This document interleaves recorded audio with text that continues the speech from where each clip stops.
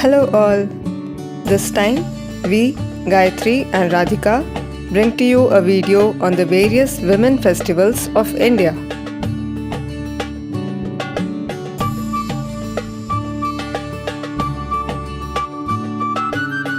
Apart from the annual nationwide festivals, there are certain regional festivals dispersed across the calendar that are primarily celebrated by the women folk.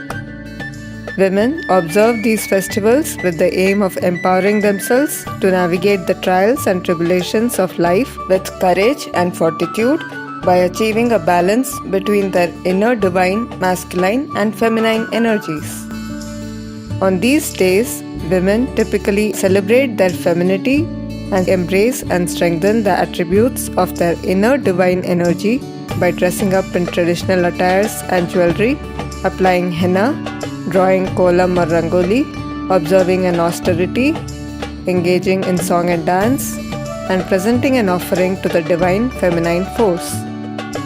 By taking inspiration from Adi Shakti's remarkable manifestations and striking synergy with the various elements of Mother Nature, women aspire to take on the roles of caregivers and protectors to safeguard their husband, children, and family whenever the need arises. In this video, we reveal the rousing tales of the Supreme Feminine Trinity, the Tridevis, who realized their powers via attaining inner harmony between their masculine and feminine energies and thereby laid the foundation of the various women festivals of India. Furthermore, we touch upon the defining customs of each of these festivals, putting them into context with respect to the prime motive of their existence, that is, spiritual growth and inner equanimity. The first set of festivals are inspired by Parvati, the daughter of the king of the mountains, Himavan. Reborn as Parvati after Sati's tragic self-immolation, she undertakes the sternest of tests and the strictest of penance in the lap of nature to stretch her boundaries and discover her true potential. Though born as an ordinary human with no obvious powers, through her grit and will, she not only makes a recluse Shiva identify her as the reincarnation of his beloved wife Sati, but also trains her body and mind to withstand and unleash her divine powers whenever the world required her protection. Through their union, Parvati ensures Shiva retakes charge of worldly matters, and by building a family, they together restore the much shaken balance of the universe. In admiration of the determination and perseverance shown by Parvati for the well-being of the world, the following 4 women festivals pay tribute to her and her inspiring journey. Gangaur is a 16-day springtime festival that starts on the day after the Falguna full moon of Holi and ends on the 3rd day of Chaitra. It is predominantly observed in West and Central India and West Bengal. As its main tradition, on day 7, women typically go around the neighborhood carrying on their heads a lamplit earthen pot with holes called ghudliya, sing songs, and collect presents of cash, jaggery, ghee, and sweets. During the last 3 days, festively dressed dolls of Shiva and Parvati called Isar and Gauri are taken on a procession. On the last day, they immerse the dolls in a water body as a farewell to Parvati to Shiva's abode. Then they break their ghudliya and make a feast out of their collected delicacies. Ghevar, a donut-shaped sweet milk cake with nuts, is the special dish prepared during Gangaur.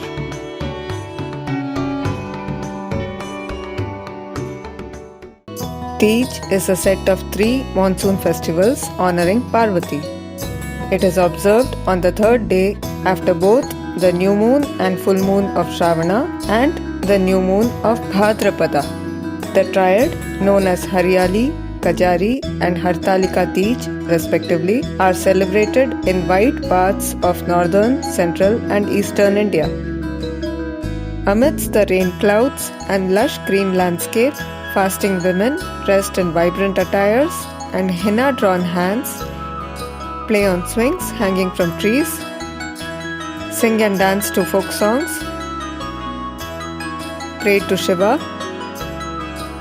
and offer sweets like malpua, rabdi, and gujia to Parvati.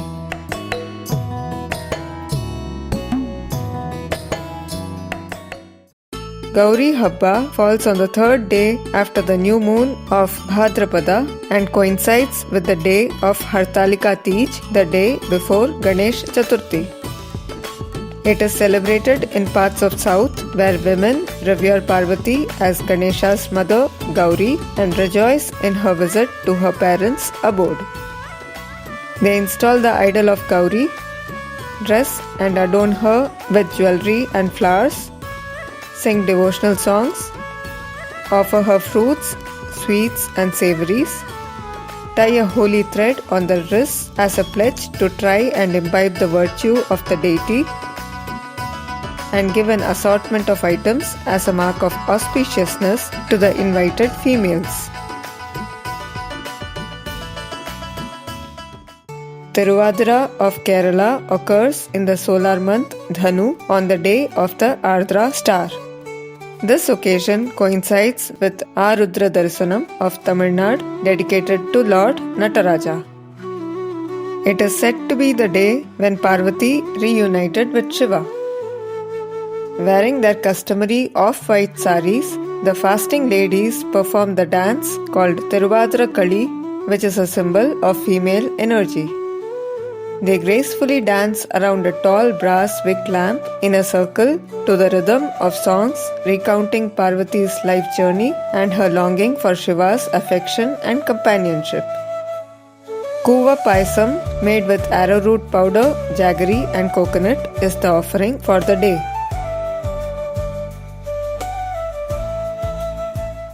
The second set of festivals are inspired by Savitri, the radiant daughter of the Madra king Ashwapati, born with the special blessings of the deity Savitri, and hence can be considered her partial incarnation. Princess Savitri goes on to marry the exiled prince of Shalva, Satyavan, after his blind father, King Dyumatsena, was usurped from his throne by invaders. Despite being warned that Satyavan was destined to die exactly a year after his marriage, Savitri remains undeterred and makes a vow to herself to do everything in her power to defy fate and protect her family. While living in the forest with her husband, she spends hours meditating under a banyan tree near their hut to embolden herself to face the obstacles ahead. At the end of the one-year term, the prophecy comes true and Satyavan falls dead on Savitri's lap. When Yama arrives on his buffalo and lassos his noose around Satyavan's soul, Savitri chases Yama, presenting a string of moral strictures to convince him otherwise. Impressed by her knowledge and daring attitude, Yama offers her 2 boons in exchange for Satyavan's life.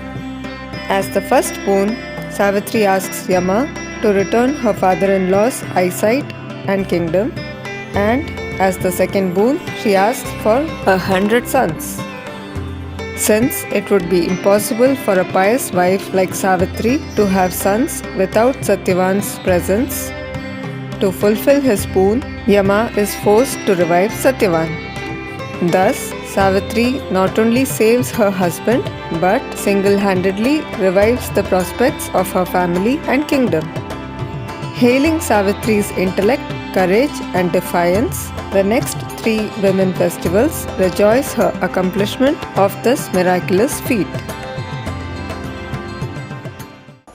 Sabitri Brata is observed on the no moon day of the summer month Jyeshtha in East India. The fasting women dress and decorate the grinding stone as a symbolic representation of Savitri and install it under a banyan tree, as Savitri is said to have gained her knowledge and fortitude under the shade of this very tree. Along with rice and wet pulses, they offer her 9 types of fruits and flowers as an ode to Adi Shakti's 9 different forms of energy that gave Savitri the power to fight against destiny itself.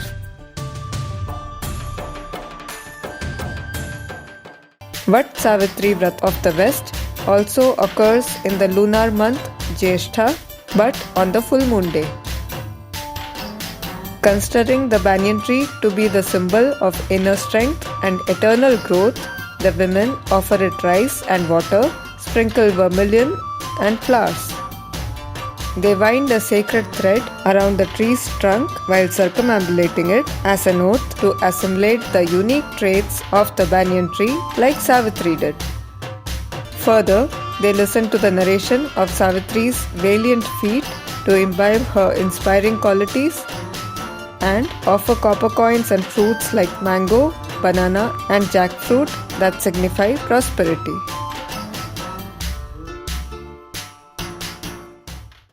Karadaiyan Nombu of Tamil Nadu is celebrated on the first day of the solar month Panguni. Females mark the occasion by tying a yellow sacred thread around their necks as a solemn promise to exhibit self-belief and courage like Savitri during trying times. Further, they offer sweet and salty adais made of rice flour and black-eyed peas along with butter to Adi Shakti, from whom Savitri drew her strength to overcome this torrid moment of her life. The third set of festivals are inspired by Lakshmi and her incarnations Sita and Draupadi, who each exhibit a distinct set of qualities owing to the way they originated. Lakshmi emerged in her native form from the churning of the milk ocean by the Devas and Asuras and is hence the symbol of rising above worldly pleasures and blossoming unscathed. Having born in the lap of Mother Earth, Lakshmi's incarnation Sita is the embodiment of poise, virtue, humility and courage. Lakshmi's partial incarnation, Draupadi, who appeared from the fire, is therefore renowned for her fierce individuality, intelligence and indomitable spirit. Inspired by these 3 unique manifestations of Lakshmi, the next 4 women festivals aim to emulate her attributes and follow her footsteps. Varalakshmi Vratham is observed by women from parts of the south on the Friday before the full moon of Shravana.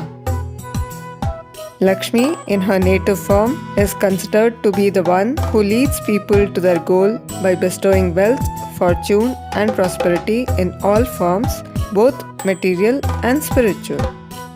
Hence, hailing her as the boon-bestowing deity, they install her idol and then follow customs largely similar to Gauri Habba as they try to imbibe in the 8 different energies of Lakshmi derived from her Ashtalakshmi forms.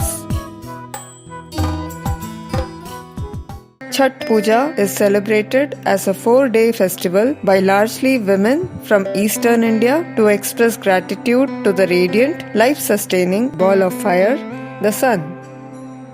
It spans from the 4th day to the 7th day after the new moon of Diwali in the month of Kartika. It is said that on the coronation day, Sita, accompanied by Rama, stood in the waters of river Sarayu and performed an austerity dedicated to their dynasty deity, the sun, for their well-being and prosperity of her kingdom with the advent of a new reign.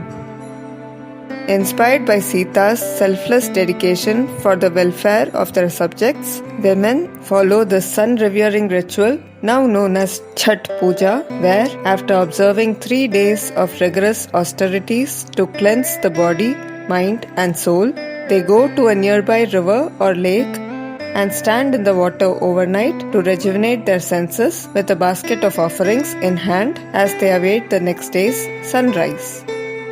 At the first stroke of dawn, they give the oblations of fruits, lemon, sugarcane, and the special dish Thekua made of wheat flour, jaggery, and ghee that resembles the sun in appearance to Surya. They also dedicate the offerings to Chhati Maiya, Surya's sister, who is believed to protect children from diseases and ensure their good health and well-being.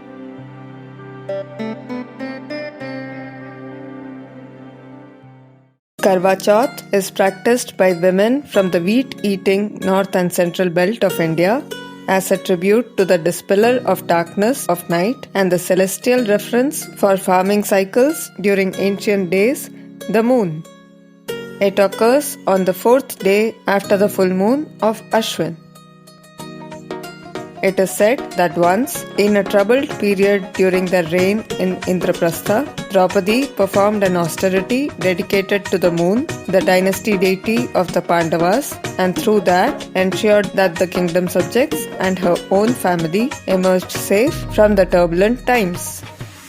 Taking heart from Draupadi's steadfast resolve, this moon revering ritual, now called Karva Chauth, is practiced by women before the start of the wheat sowing Rabi season, where they offer their prayers to the moon in a wish for a good harvest and the well-being of their family. After consuming a meal called sargi before sunrise, the women observe a day-long fast while involving themselves in creative and spiritual activities. They break their fast at moonrise by viewing Chandra through the sieve used for sifting wheat with a lamp placed on its rim and offering him water from the earthen pitcher called Karva that is used to store wheat. Sutarfeni, a sweet made of vermicelli twisted into a circular shape served with milk and nuts, is the specialty dish for the occasion.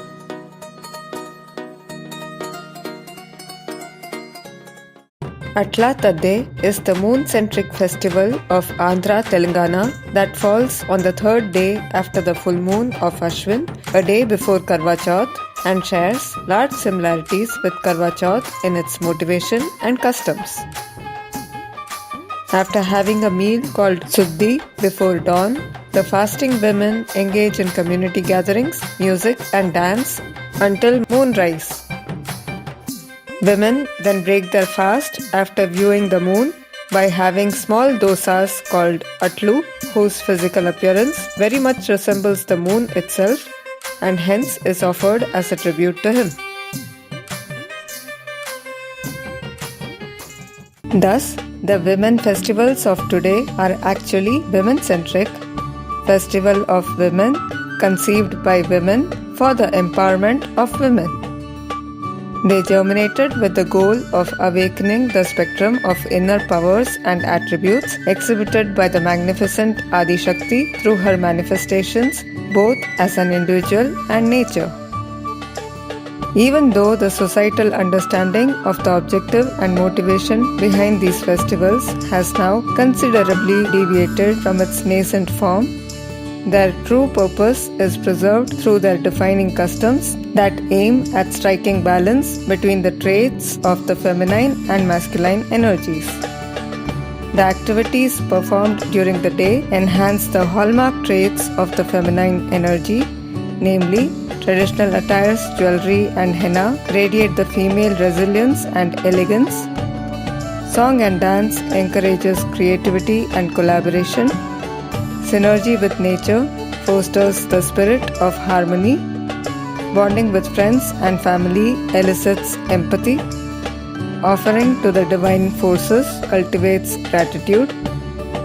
And fasting promotes self-reflection. On the other hand, imbibing the inspirational tales of the Tridevis and their incarnations stimulates to bring forth the inner masculine energy traits of each woman, such as confidence, protectiveness, responsibility, courage, and assertiveness. By encouraging females to connect with self, recognize their inner potential, and unleash their powers, these festivals provide women the impetus to effortlessly switch between playing the diverse roles of a nurturer, healer, protector, and defender as per situation and be the pillars of a robust and harmonious society. Let the divine energy spark our souls. Thank you for watching. Namaste.